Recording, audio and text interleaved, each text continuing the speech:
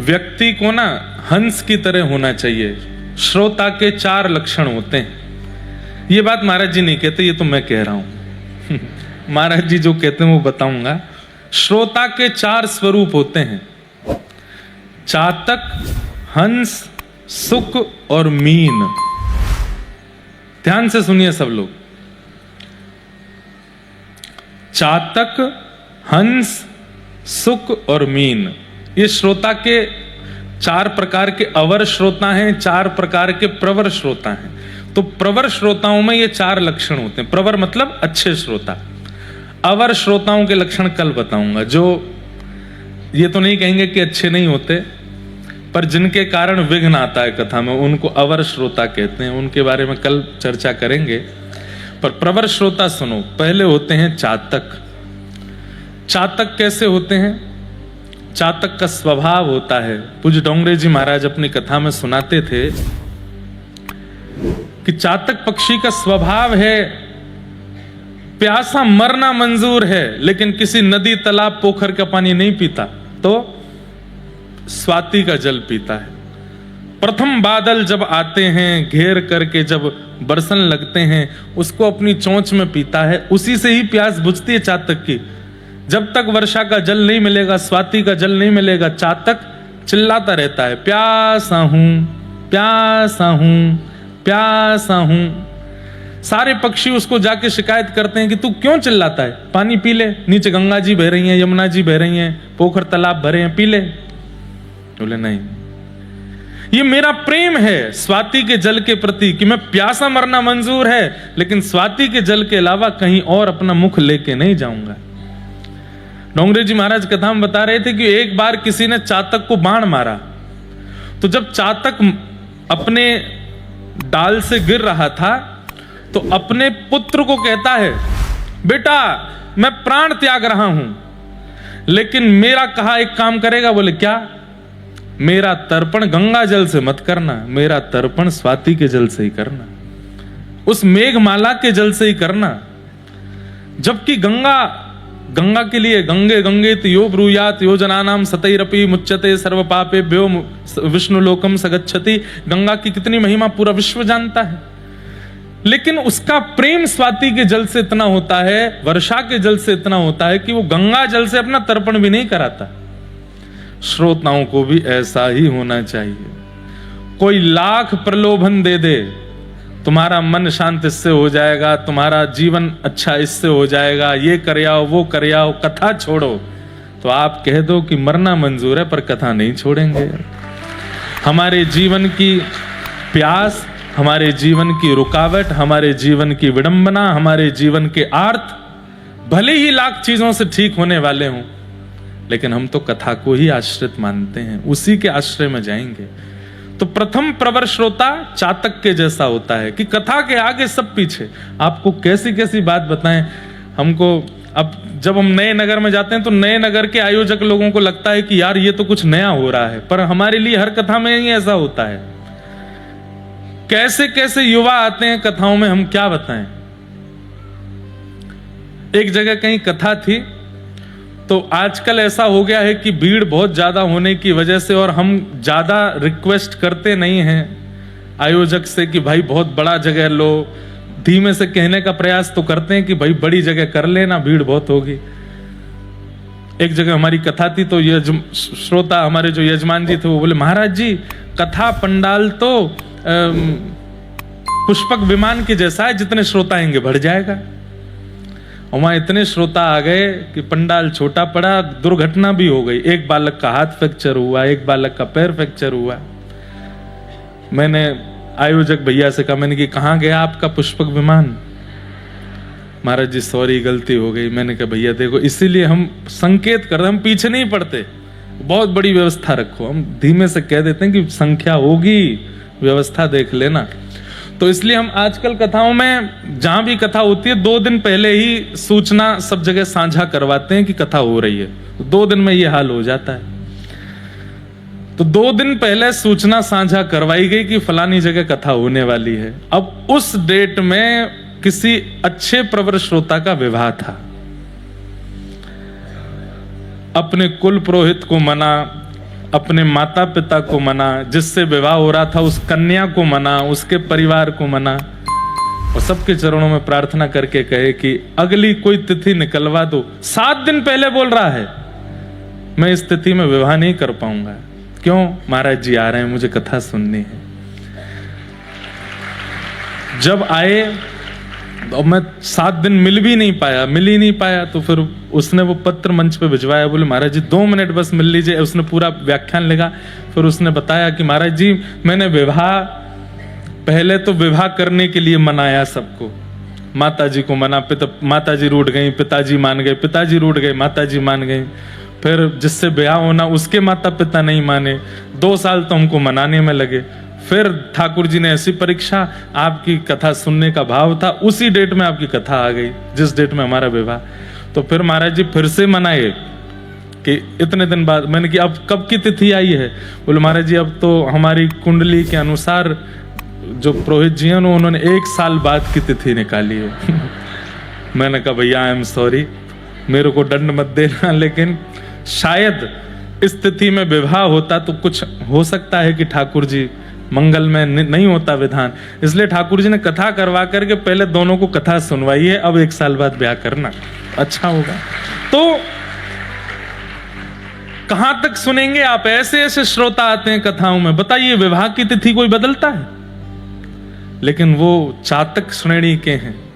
बोले विवाह बाद में कर लेंगे, पहले महाराज जी की कथा सुननी है, पहले कोई संत जन कथा में पता उनकी कथा सुननी है। तो प्रथम कथा के श्रोता का लक्षण होता है चातक। दूसरे कथा के श्रोता का लक्षण होता है सुक, यानी कि तोता। कल मुझसे एक माता जी बोली, संभवतः बैठी होंगी, वो हाथ खड़ा ना करें। महाराज जी हमको कथा सुनते सुनते तो बहुत अच्छा लगता है, पर बाद में भूल जाती हैं, हम सब भूल भाल जाते हैं कि क्या सुनाया आपने। हमने उनको बहुत सीधा सा उत्तर दिया कि घड़ा पहले से भरा होगा तो कितना भी टोंटी का जल भरते रहो उसमें अंदर भर नहीं सकता, क्योंकि पहले से भरा है। इसका मतलब क्या है? ऐसे कई लोग होते हैं कि वो कथा की विश्राम होते ही भूल जाते हैं कि हमने क्या सुना।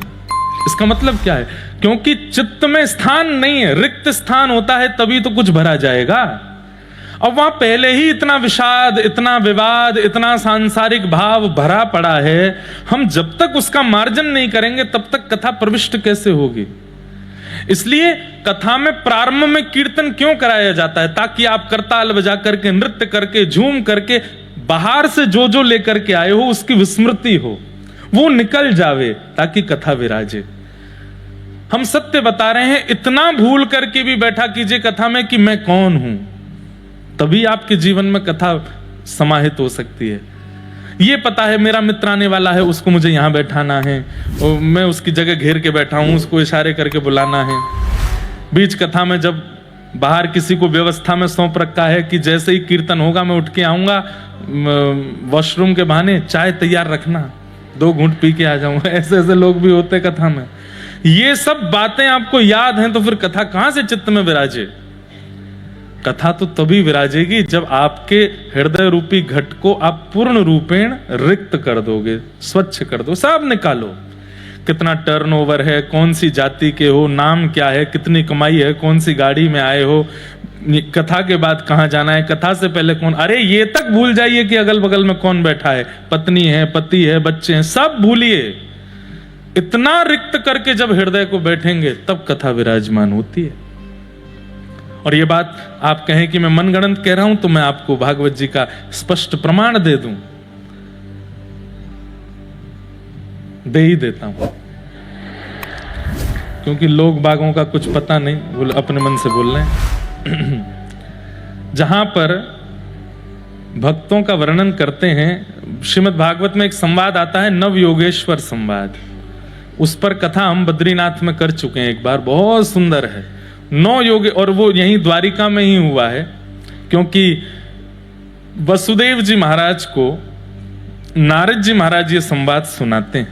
तो वहां पे भक्तों का वर्णन पूछते हैं कि श्रेष्ठ भक्तों का लक्षण क्या है, तो वो कहते हैं सर्वभूतेषु यः पश्येत् भगवद् भावमात्मनः भूतानि भगवत्यात्मन एष भागवतोत्तमः। उत्तम भक्त का लक्षण क्या है? बोले जब वो सबको देखे तो सब में अपने इष्ट को देखे, जब सबको देखे तो सब में अपने इष्ट को देखे, लेकिन जब अपने इष्ट को देखे तो सबको अपने इष्ट में देखे। समझ में आई बात? कोई पहेली नहीं है, सीधी बात है। जब किसी और को देखे तो उसमें भी राधा रमण जी को देखे, ये मेरे राधा रमण है, ये मेरे राधा वल्लभ है, मेरे बिहारी जी हैं। आसपास दिखने वाले हर व्यक्ति को, स्वभाव को देखे कि जैसे हमारे वृंदावन के श्री हरिराम व्यास जी के सामने जो भी व्यक्ति आता थोड़ी देर उसको बोलने देते, उसमें परख लेते कि इसका स्वभाव कैसा है। जैसे कोई क्रोधी स्वभाव का दिखता तो हरिराम व्यास जी तुरंत प्रणाम करते, अरे भैया हमें प्रणाम, अरे तुम परशुराम जी हो भैया, क्रोधी स्वभाव के। कोई लोभी स्वभाव का दिख जाता, लोभी, अरे भैया 100 रुपया और दो ना, ये इतने में काम कैसे, तो 50 रुपया और बढ़ाइए ना, ऐसे कैसे चलेगा, थोड़ा और देख लीजिए ना।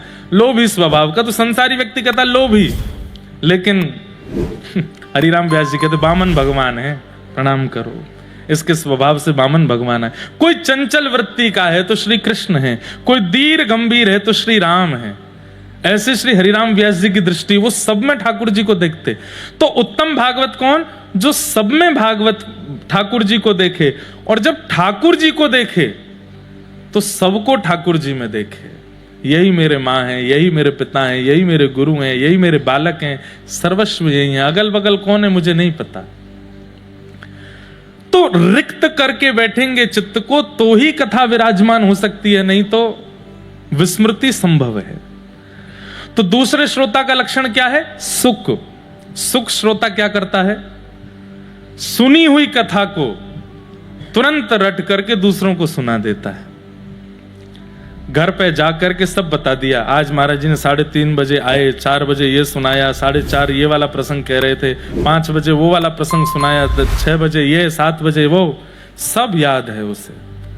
ये श्रेष्ठ श्रोता का दूसरा लक्षण, सुख की तरह सब सुना दे। श्रेष्ठ श्रोता का तीसरा लक्षण क्या है? मीन, यानी कि मछली। मछली कैसी होती है? आप मछली से जाकर के प्रार्थना करो, हे मछली रानी, पानी तो 10 रुपए का आता है, दूध 50 रुपए का आता है, चलो हम तुमको दूध में विराजमान करते हैं, वो महंगा है। पानी से निकाल के दूध में डालोगे तो क्या होगा? मर जाएगी, नहीं जीवित रह सकती। कोई लाख प्रलोभन दे दे, यहां बगल में जादूगर का कृत्य चल रहा है, उधर कोई पिक्चर लगी हुई है, यहां पे कोई संगीतकार आए हुए हैं, वहां पे कोई गायक कॉन्सर्ट चल रहा है, आदि आदि सब हो रहा है। कथा तो रोज ही सुन सकते हो, यूट्यूब पे सुन लेना, कथा रोज लोड हो जाती है। आप कहो भैया हमारे प्राण निकल जाएंगे, जीवित तो हम प्रत्यक्ष कथा सुन के ही मछली की तरह ही रह सकते हैं। मीन, ये प्रवर श्रोता का तीसरा लक्षण। और सबसे विशेष श्रोता का चौथा लक्षण होता है हंस। क्या होता है? हंस। हंस का एक बहुत विशिष्ट स्वभाव होता है, वो नीर क्षीर को अलग अलग कर देता है। पानी और दूध एक साथ मिलाकर के अगर हंस के सामने रख दिए जाएं तो हंस दूध पी जाएगा, पानी छोड़ देगा। दुनिया की कोई ताकत ये काम नहीं कर सकती कि दूध से पानी को अलग कर दे, हंस कर देता है। श्रोता कैसा होना चाहिए? आपके बड़ोदरा में अनेक वक्ता आते हैं, अनेक कथाएं होती हैं, गुजराती में भी होती हैं, हिंदी में भी होती हैं, संस्कृत में भी होती हैं। कई जगह कथा ही नहीं होती, केवल और केवल आनंद ही होता रहता है, मजाक ही चलता रहता है। सब तरीके के लोग हैं, कथा करने वाले, सुनने वाले भी। पर आपको हंस बन के जाना है। वक्ता कैसे हैं, व्यवस्था कैसी है, श्रोता कैसे हैं, इन सब का विचार नहीं करना। हंस बन करके उस कथा में दूध क्या मिला उसको ग्रहण करके आओ, पानी को छोड़ करके आओ, ऐसा बनिए। चैतन्य महाप्रभु, आहा,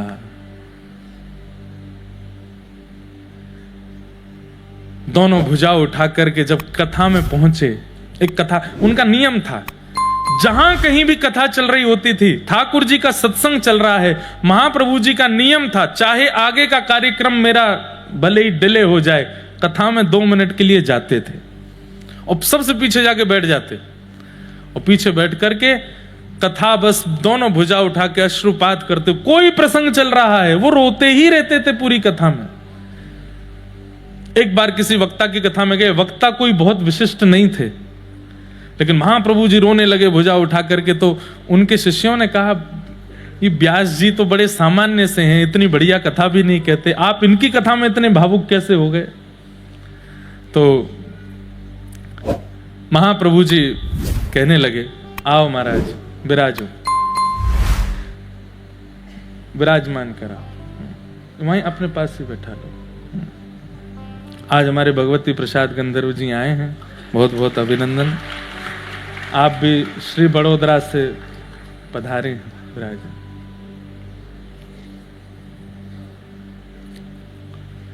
तो क्या निवेदन कर रहा था मैं, कहां था?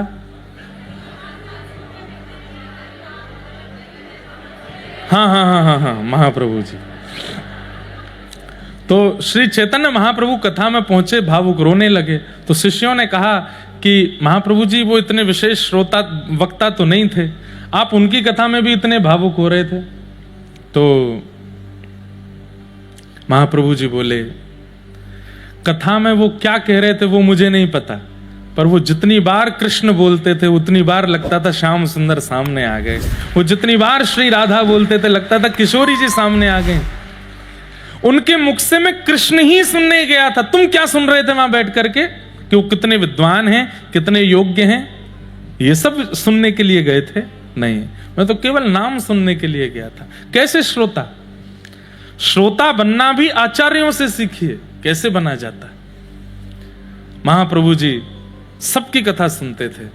ऐसे ही बड़ोदरा में चाहे कोई वक्ता आवे, आपको अगर पता चल गया है, नहीं पता लगा तो कोई बात नहीं, लेकिन पता चल गया है कि हमारे शहर में कोई कथा हो रही है, कोई महाराज श्री पधारे हैं, आपका परिचय है नहीं है, सब बात की बात पहुंचिए। 2 मिनट 5 मिनट 10 मिनट सुन करके आइए, और उस 10 मिनट में उनका परीक्षण करके मत आइएगा कि कैसे हैं, अच्छे हैं, बुरे हैं, ये हैं वो हैं। नहीं, उस 10 मिनट में भी उन्होंने कितनी बार हरि नाम कहा है, उस हरि नाम से वृंदावन को, व्रज को स्मरण करके आओ। तो श्रोता ऐसा होता है। तो हमने महाराज जी के प्रवचन से एक बहुत सुंदर बात सीखी। बहुत लंबा प्रवचन नहीं करते हैं, छोटा करते हैं, लेकिन एक बात महाराज जी ने बहुत अच्छी कही, बोलो जीवन कैसा है। महाराज जी बोले, बोलो जीवन कैसा है, जैसा बना लो वैसा है। इतनी अच्छी बात लगी है कि आप दूसरे को आरोपित नहीं कर सकते कि इसकी वजह से मेरा जीवन ऐसा हो गया या इसकी वजह से मेरा ये काम नहीं बना। आपके अपने हाथ में अपना जीवन है, आप जैसा बना लेंगे वो वैसा बनता चला जाएगा। कई बार ऐसा होता है कि माहौल परिस्थिति के अनुसार कई लोग दुष्कर्म करने लगते हैं, लेकिन हम तब भी कहते हैं दुष्कर्म करने की संभावना सबको प्राप्त होती है, लेकिन अपने हाथ में अपना जीवन होता है तो कोई व्यक्ति दुष्कर्म कर नहीं पाता। बोलो जीवन कैसा है, जैसा बना लो वैसा। तो हमने महाराज जी से ये बात सीखी। तो इसलिए श्रोता कैसे बनो, हंस जैसे बनो, सबसे सीखो। आज हमको केजरीवाल जी आए, बड़े हैं, इतनी कथाएं का अनुभव है, आज हमको डांट रहे थे, महाराज जी आपका जो है दिनचर्या बिल्कुल ठीक नहीं है, आप रात में इतना भाग दौड़ करते हैं, सोते भी नहीं हैं, और क्या कहते हैं लोगों से मिलने में इतना व्यस्त हो जाते हैं, कभी कहीं। हमने कि हम क्या करें, इकलौते हैं हम, अपने ही इकलौते हैं। अब मुझे सब जगह जाना भी है, सब देखना भी है। अब कोई संत महात्मा तो है नहीं, हम गृहस्थाश्रमी है, तो वहां घर का भी ध्यान रखना पड़ता है। पिताजी की बात हो, फिर लाल जी का उत्सव आ रहा है तो कॉन्फ्रेंस में 10-5 लोगों से बात चल रही है, पंडाल में क्या चल रहा है, वहां क्या, उनसे बात करो। फिर शाम को मैं कहीं जाता नहीं, पहली बार इस साल बड़ोदरा की कथा में हमको कथा के बाद हर एक घर जाना पड़ता है, कहीं नहीं जाता मैं। आप दुनिया की किसी कथा में नहीं सुन सकते कि महाराज जी उसके घर गए, नहीं जाते। पर पहली बार हम बड़ोदरा में ही जा रहे हैं, और वो भी क्यों जा रहे हैं हमको पता ही नहीं है। तो कथा से हम सीधे निकलते हैं। आपको पता हम घर कितने बजे पहुंचते हैं? 2 बजे रात को। यहाँ से कथा पूरी करके जाते हैं, फिर इधर उधर कहीं एक दो जगह जाते हैं, फिर अपने किसी कार्य से, क्योंकि हमारी रिकॉर्डिंग सूरत, बड़ौदा और बंबई में ही होती हैं। तो बड़ौदा में कल आपके गुजरात के एक सुप्रसिद्ध युवा गायक हैं आदित्य गढ़वी जी, उनके साथ हम एक संगीत कर रहे थे रात को, और बहुत जल्दी व्रज द्वारिका मिलन महोत्सव पर एक संकीर्तन आ रहा है, तो रात भर उनके साथ ही बैठे रहे। अब हमें लगता है कि अभी हमारे शरीर में थोड़ी जान है, बुढ़ापा अभी आया नहीं है, तब तक थोड़ी मेहनत कर लें, लेकिन कष्ट हमको ही हो जाता है। तो आप हमको बहुत डांट रहे, महाराज जी आप थोड़ा ध्यान रखा कीजिए, सोया कीजिए, ये करो। मैंने कि करेंगे भैया, प्रयास करेंगे। फिर आपने एक बात और कही, बोले महाराज जी आप कथा में आते हैं, आपको पता है 10,000 लोग पहुंच जाते हैं, सुबह 8 बजे से लोग बैठ के कीर्तन करते हैं। हमें ये बात सीखने को मिली, आज से हमने ये तो नहीं कहूंगा कि कल से ही लागू करूंगा, पर जल्दी करूंगा। आपने कहा महाराज जी आप जो समय निश्चित है उस पर आप पहुंच जाओ मंच पे। हमने कि हम कोशिश तो बहुत करते हैं। बोले डोंगरे जी महाराज का एक नियम था कि वो समय से 1 मिनट पहले आ जाते थे। क्यों? बोले कि मेरे लिए श्रोताओं को प्रतीक्षा ना करनी पड़े। तो इस भाव से वो, तो हमने आज ये बात, आप केजरीवाल जी बोल रहे थे, पर हमको लगा डोंगरे महाराज जी ही हमको ये आज्ञा दे रहे हैं कि भाई श्रोता तो देखो सुबह 8 बजे से आ जाते हैं, आप भी समय से ही आके 1 मिनट भी ऊपर हो तो आप क्षमा मांग लिया करो। हमने कहा हम कल से प्रयास करेंगे इस भाव का। ये सब स्थिति क्यों बनती है बंधुओं? देखो अब मैं अपने आप को ब्याह ही मांगने लग जाऊं, मानने लग जाऊं, तो मेरे से कोई कुछ कहे तो मैं उल्टा लड़ूंगा, मुझे समझाओगे? नहीं, हम क्योंकि हंस प्रवृत्ति के हैं, और ये हम बने नहीं हैं, प्रयास ही कर रहे हैं कि बन जाएं। कथा से सीख रहे हैं कि जो कोई भी हमको अगर कोई अच्छी बात बोले, सिखावे, बतावे, वो हमें करनी चाहिए, वो हमारे जीवन में आनी चाहिए। इसलिए श्रोता प्रवर बनिए, अवर नहीं।